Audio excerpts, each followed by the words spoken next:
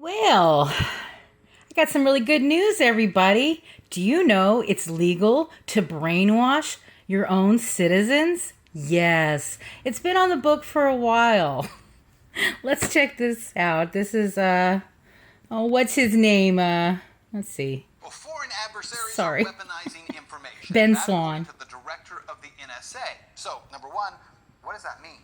And number two, what about the fact the United States has made it legal for our own government to propagandize our own population? Let's give it a reality check you won't see anywhere else. Reality check.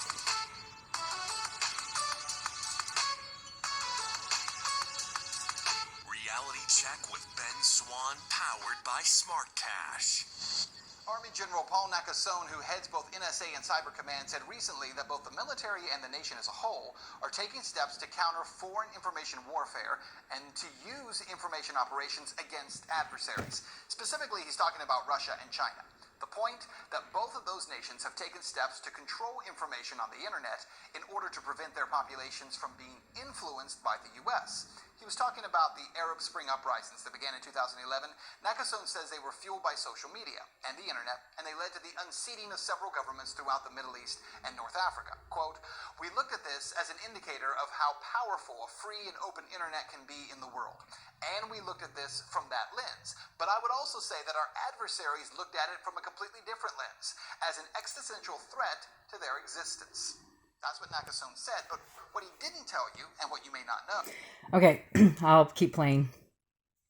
So, one of the things that I constantly have encountered with trying to tell people what's really going on in the world and they shut me down. For instance, I have this one client I'm always talking about. He says it's the other countries who are putting this information out there that we are pushing, that it's them, like say China or something or whatever, some other country. So it leaks into the internet, and then all of these people, well, like, you got the Q-tip team. Anyway, it's kind of interesting though, because that's what he's hearing. And so he thinks everything that I'm saying is propaganda from these other countries. I mean, you might know this or have heard this too, but I just wanted to show is this. That the U.S. government has countered the influence, they say, of foreign propaganda by passing a law that allows our government to propagandize its own people. See, the 2016 version of the NDAA, or the National Defense Authorization Act, signed by President Obama, included a provision called the Countering Foreign Propaganda and Disinformation Act of 2016. I'm going to look this stuff Senator up. Rob Portman. And it was actually designed, he says, to combat foreign propaganda from Russia, China, and Iran. Senator Portman said this about the act at the time, quote, "Surprisingly, there is currently no single U.S. governmental agency or department charged with the national level deployment, integration, and synchronization of whole-of-government strategies to counter foreign propaganda and disinformation." Again, that was in 2016. See, this bipartisan bill established an interagency center housed at the State Department. Its job is to coordinate and to synchronize counter-propaganda efforts throughout the U.S. government. Okay, but it actually does much more than that. It also creates a grant program for NGOs, for think tanks, and civil society as well, as those who are already engaged in, quote, counter-propaganda related work. But let's be clear, this concept was actually sold as countering propaganda. But here's the thing. If government agencies put out or fund information that is disseminated to the public for the purpose of altering or controlling a point of view, isn't that the very definition of propaganda?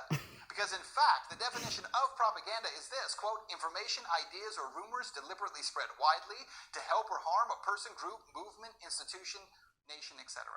So this law funds U.S. propaganda against its own citizens. Now, before you object and say, wait, that can't be true because it's illegal for the U.S. to propagandize its own citizens, well, you were right. It was. Until 5 years ago. In 2013, that version of the National Defense Authorization Act removed a ban on U.S. government creating and then showing propaganda to U.S. citizens. That ban had been in place since 1948, and the 2013 amendment struck down a ban on domestic dissemination of material produced by the State Department and the Independent Broadcasting Board of Governors. See, it neutralized the Smith-Mundt Act of 1948 and the Foreign Relations Authorization Act of 1987, which have been passed to protect U.S. audiences from our own government's misinformation campaigns. So what you need to know is that in 2013, when that act passed, most media said, don't worry, because even though it's now legal for the U.S. government to create propaganda, there's no funding mechanism. But in 2016, the funding mechanism was added. And now in 2018, the head of the NSA says... I gotta laugh. What are you talking about? There's so much funding. I mean, you know, they got all these celebrities and all these people, Illuminatards is what I want to call them. In a weaponized information war with Russia and China. There was a reason why, for over 60 years, it was illegal for the U.S. government to propagandize the public. Because forget about Russia and forget about China. That law was in place to protect the public from our own government. So what is the answer here? Well, how about the media in America just tells the truth, just reports facts, does not act as arms of political parties on the right or on the left, doesn't act as a mouthpiece for government institutions. How would they just shut up? If we want to combat propaganda, both foreign and domestic, then we should be pushing for a free and open system that informs the public, rather than trying to control what they believe. That's Reality Check. Let's talk about that right now on social media. Exactly. Okay, I want to show you another little thing, kind of along these lines.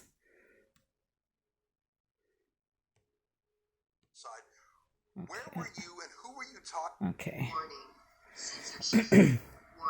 So this is kind of, to me, it's harassment. It's about control. We'll leave. I've also heard of studies of secondhand smoke, and I really don't want my lungs to suffer from that from this lady's beautiful wife here. Yeah, thank you, ma'am. You too. Have a nice day. Oh, good, sir. How about yourself? I don't want you talking to them, so we just move on. Here, why don't we go behind here? Well, let's go I over don't here. want you talking wait a with second. them. I'm sorry. No, I'm sorry. No. They don't want you to talk to them, okay? So Yeah, they're in a public place, officer. So I will talk to them. please move out of the way. I'm losing my I'm patience. moving out of the way right now. 5 times, okay? Okay. I'm standing in the roadway. I don't want to get hit by a car. So please move. Come over You here, get off the officer. What roadway. is the crime I'm committing right now? What is the crime I'm not obstructing you. Please move out of the way. I've sometimes have wondered, is this propaganda? But I don't believe it is. I mean, whatever. But I am here asking order to leave these people alone. these people You're would telling have me to you're be not really going good to, at so if getting you all don't these follow my people to directions. Get your cooperate. microphone out of my face. You came to me, sir. Yes. Okay. Asking you to move back out of the way. Okay, well, as far as I know, the practice of journalism is not illegal yet.